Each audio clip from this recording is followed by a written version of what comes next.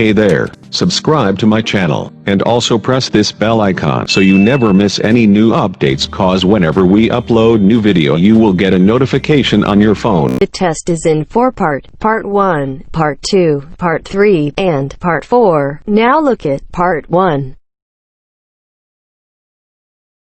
Now look at Part 1. Part 1. You are going to hear a conversation about purchasing a cellular phone.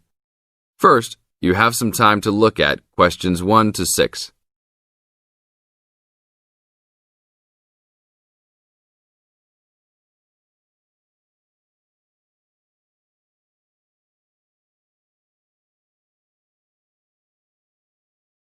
Now listen to the tape and answer questions 1 to 6. Excuse me, can you give me some information about purchasing a cellular phone? Of course, my pleasure. We carry all sorts of phones, from the most basic phones to very sophisticated web-enabled phones. I will do my best to help you find a phone that suits your needs. Thanks. I'm looking for 2 cellular phones, one for me and one for my son. I think I won't need anything too sophisticated, just your basic phone functions. But maybe my son will like something with more functions. Sure, well, let's take a look. So you have no preferences at all? What about the size or colour? How about the brand? Well, I don't really care what brand the cell phone is, but I guess I don't want anything that's too big or too small. I want a phone that can fit nicely in my hand and in my pocket. If it's too big, it might be too heavy, and if it's too small, I might lose it. Colour, I don't really care about either.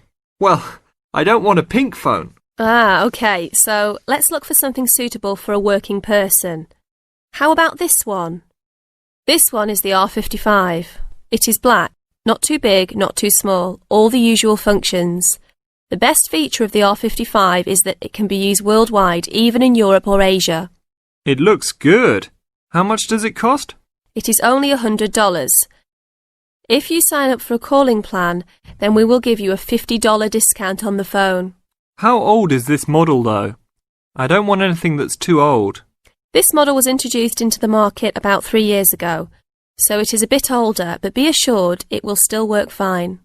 Well, I think I still want something not as old. How about from last year? Any good phones from around that time? Yes, there are some. How about this one? It's the new model of the phone you just looked at, called the W55. Most of the features are the same. There are some new features on the W55 though. The battery will last up to 2 days longer, and the overall weight of the phone is lighter. How much is this one? This is selling for $150.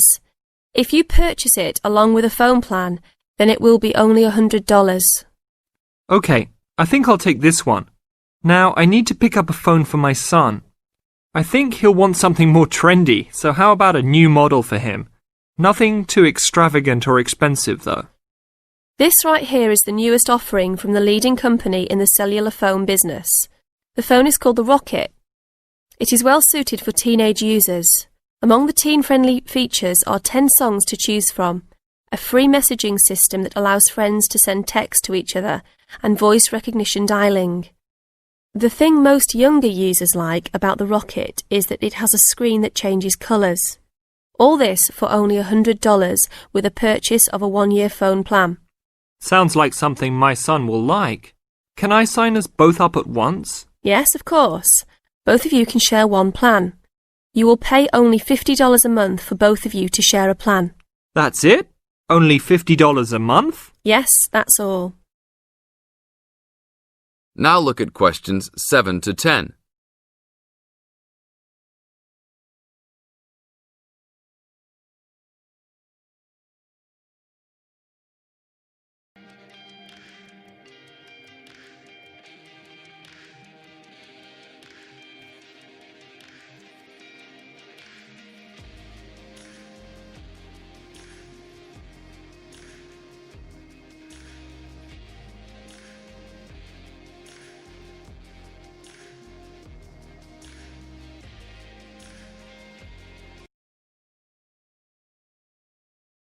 Now listen to the tape and answer questions 7 to 10.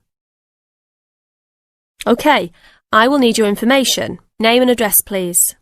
Richard Derek Jones. What's your profession? I'm an engineer. Address, please. 322 First Street, San Francisco, California. And phone number, please. 621-360-7601. Oh, sorry, that's the wrong number. 621-360-7610. How many phones do you want activated onto your plan? 2 for now. Thank you very much. Your phones will be ready in a minute. That is the end of part 1. You now have half a minute to check your answers.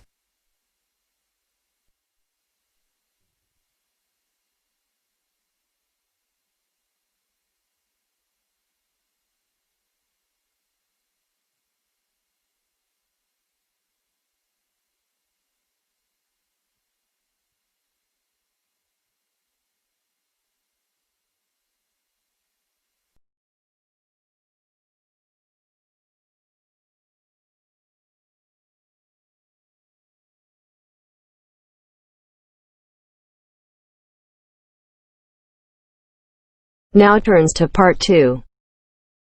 Part 2. You will hear a trainer giving a talk to people who want to learn outdoor survival skills. First, you have some time to look at questions 11 to 16.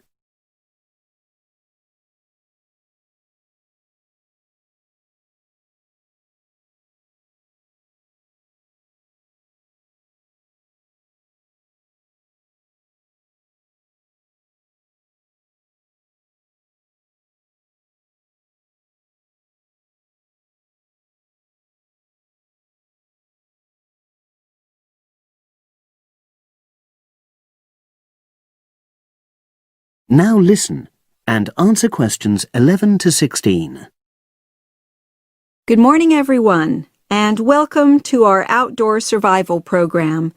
As you know, this week you'll be learning some of the basic information and skills you need to look after yourself independently in the outdoors. These first 2 days will be based here in the classroom, and then we'll be taking a camping trip to put into practice some of the things you've learned. I'm going to start off with the topic of food. And to start with, I'll describe just 2 methods which we'll be putting into practice at our camp, and which make use of natural resources, the steam pit and the bamboo pot. I've got 2 posters here to make things clearer, and I'll start with the steam pit here. To make this, you'll need some dry sticks, some grass, some loose earth, and some stones. And for this week only, some matches. The first thing you do is to dig a shallow pit in the place you've chosen to do your cooking. Let's say about 25 centimeters deep and 30 centimeters wide. Your sticks have to be a bit wider than the pit because you have to put a line of them along the top from one end of the pit to the other. Before setting light to these, you take some large stones and arrange them on top. Then you start the fire and wait till the wooden platform burns through and the stones fall into the pit. At this point, brush away any pieces of hot ash from the stones. You can use a handful of grass and then take another stick and push it down into the center of the pit, between the stones. After that, you cover the whole pit with a thick layer of grass. And then you can put your food on it, wrapped in more pieces of grass, like parcels. Finally, cover the whole thing with earth. You have to pat it firmly to seal the pit. Then all you have to do is take the stick out and pour a bit of water into the opening that it leaves. It should take about 4 hours for your food to cook, as it cooks slowly in the steam that's created inside the pit. Now you have some time to look at questions 17 to 20.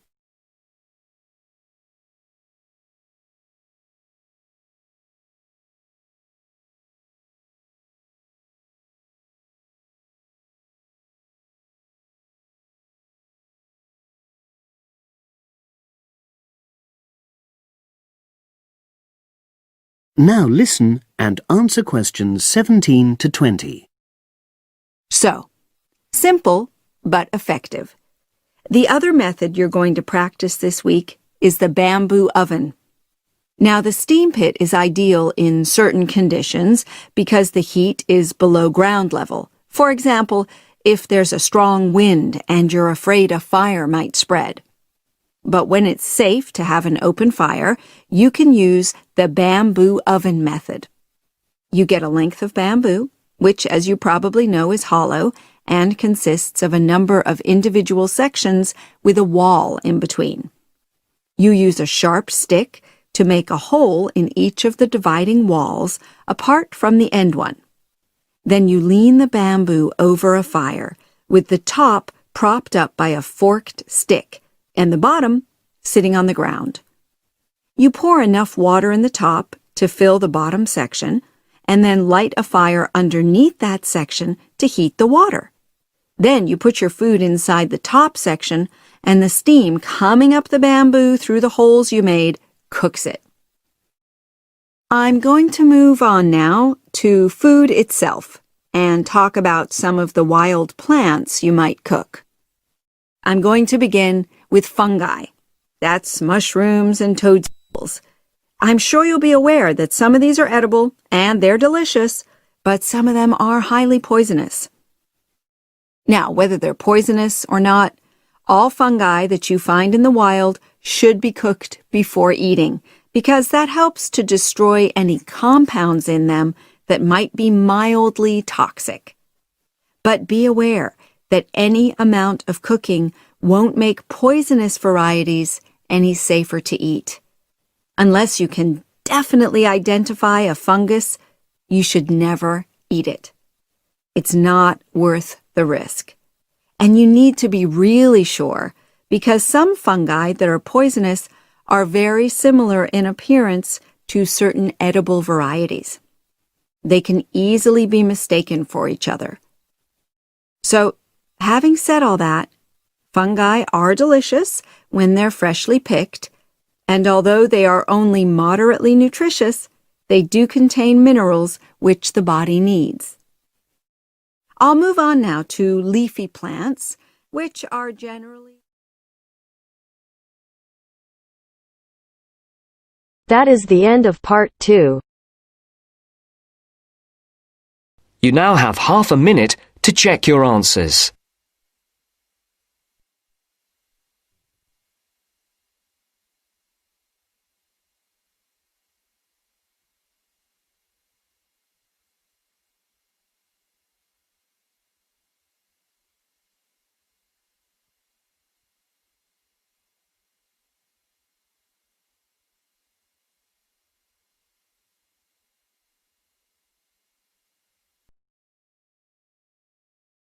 Now turns to part 3.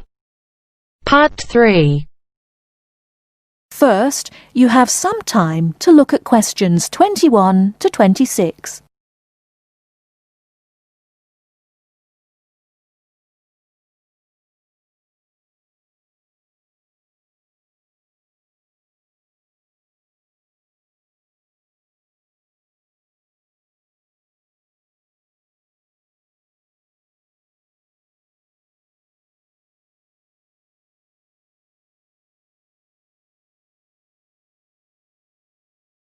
Now listen carefully and answer questions 21 to 26.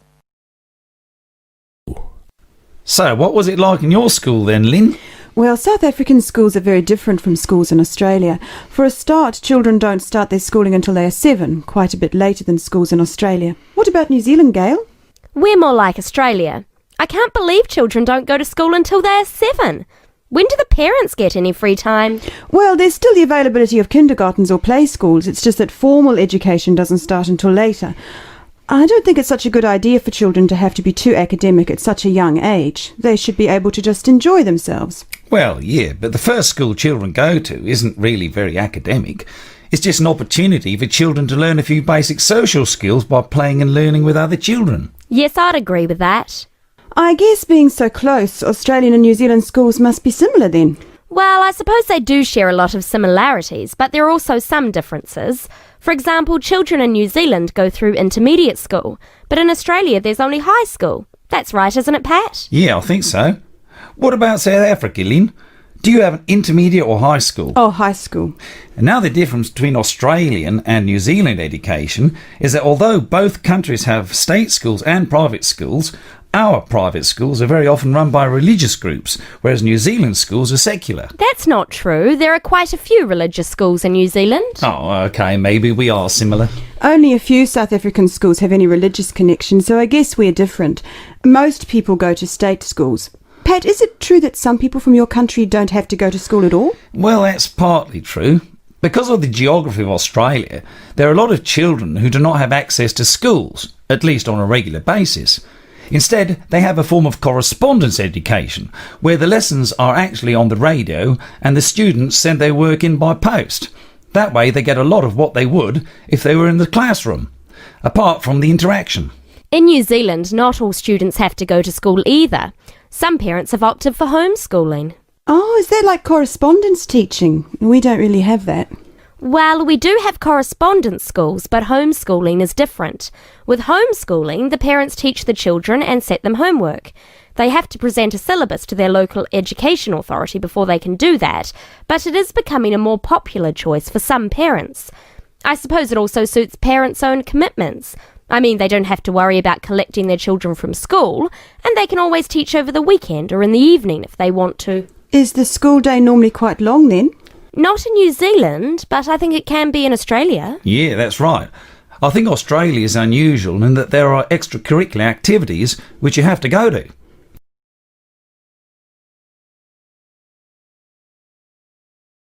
Before you hear the rest of the talk, you have some time to look at questions 27 to 30.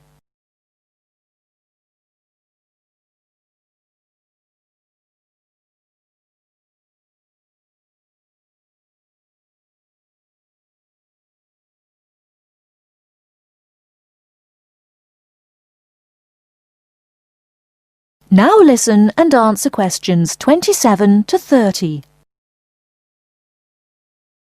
These are normally sport activities, but there are a few other options. We have activities after school for any student that is interested, but they aren't compulsory. What about in New Zealand, Gail? I had to do some sport every week. I didn't really like it, but it was part of the school day, so I guess that's not so bad. Anyway, I spent 2 years at boarding school, so things were a little different. Boarding school? What was that like? Well, the thing I remember most about it was the strict dress code. There were restrictions on everything. You had to wear a school uniform almost all of the time, and it had to be cleaned and ironed. The length of your skirt had to be no less than 1 inch above your knees when kneeling down. Sometimes we used to go out on school trips or just at weekends with a few friends, but whenever we were outside the school we had to wear a hat. There was one teacher who always used to give me extra homework because my socks weren't pulled up, and that was in the school late in the evening.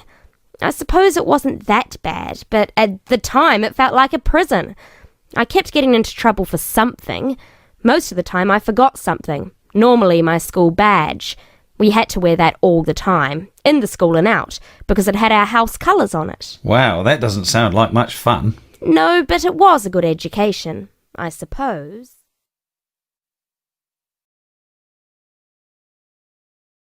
That is the end of part 3. You now have half a minute to check your answers.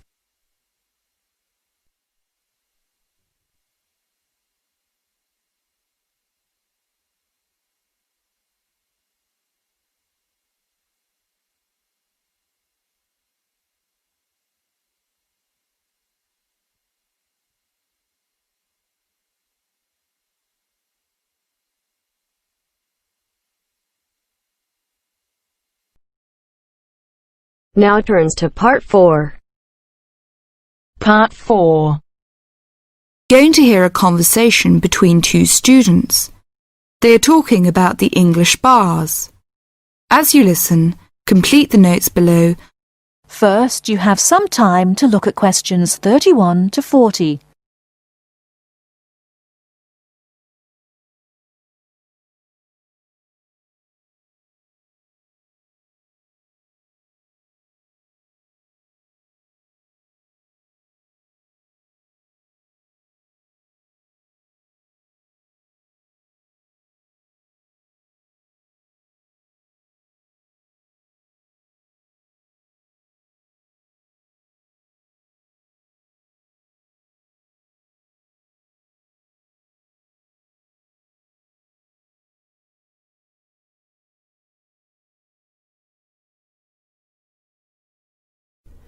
Now listen carefully and answer questions 31 to 40. Kevin, could you tell me something about the bars? I have never been to a bar. You see, Steve, my classmate, has invited me to go to a bar tonight. I see. You know, the word bar means a room in a pub. We say the bar when we mean the part of that room where drinks are kept. Soon after you go into the pub, you'll realize that nobody comes to the tables to take orders or money. Instead, customers go to the bar to buy their drinks. I see. People will go to the bar directly to get their drinks and don't wait for someone to come to take their orders. That's right. People don't queue at the bar, but they do wait till it's their turn.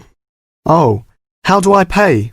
I mean, do I pay directly after I get the drink, or do I have to wait till I'm ready to leave like I do in a restaurant? It's not the custom to pay for all your drinks when you're ready to leave. Instead, you pay at the bar each time you get drinks. It helps if you're ready to pay as soon as you're served, and you'll notice that many people wait with their money in their hands. I see. Do I have to give a tip? No, it's not the custom to give a tip. It's very common for friends to buy their drinks together in rounds. This means that each person takes a turn to buy drinks for everybody in the group. It's faster and easier, both for you and for the person serving, if drinks are bought in this way. Naturally, you don't have to have a drink in each round if you don't want one. That's interesting. When you're looking for somewhere to sit, remember that people have to leave their seats to get drinks, etc. So an empty seat may not in fact be available to you. If you're not sure whether a seat is free, ask someone sitting near it. When it's time for another drink, people usually take their glasses back to the bar to be filled again. If you're leaving, the friendly thing to do is to take your glasses back to the bar, thank the person who's been serving you, and say goodbye or good night. Thank you, Kevin. This helps me a lot. By the way, what kind of drinks are available in pubs? Well, you can get both alcoholic and non-alcoholic. Beside alcoholic drinks, such as beer and wine, there is cider, which is made from apples, usually sold in bottles, port, a type of thick sweet wine from Portugal, sherry, which is a type of wine from Spain, and spirits. These are a kind of strong alcoholic drinks such as whiskey and brandy. What about non-alcoholic? I don't drink alcohol. Well, they offer all kinds of fruit juices, such as orange and tomato. These drinks are usually sold in small bottles. And soft drinks, we often call sweet drinks, like Coke and Fanta. They are normally sold in small bottles or cans.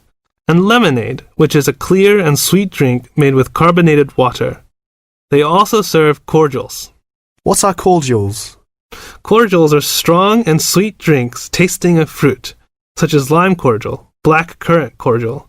They are often added to other drinks or drunk with water. I don't like sweet drinks. Are there any other non-alcoholic drinks? Yes, mineral water, but it's not available in all pubs. Kevin, one more question. What is VAT? I saw this on most goods in Britain. Well, VAT stands for Value Added Tax. The price shown on most goods in Britain includes a tax of 15%. If you use the retail export scheme, this tax can be returned to you if you take the goods with you when you leave Britain. You may have to spend a certain sum of money before you qualify for the scheme, and you'll have to show your passport. Ask in the shop if they operate the retail export scheme.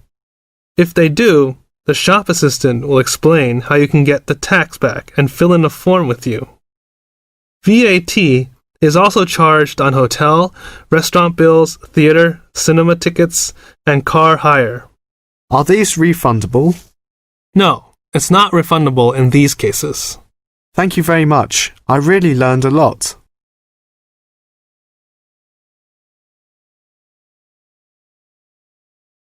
That is the end of part 4. You now have half a minute to check your answers.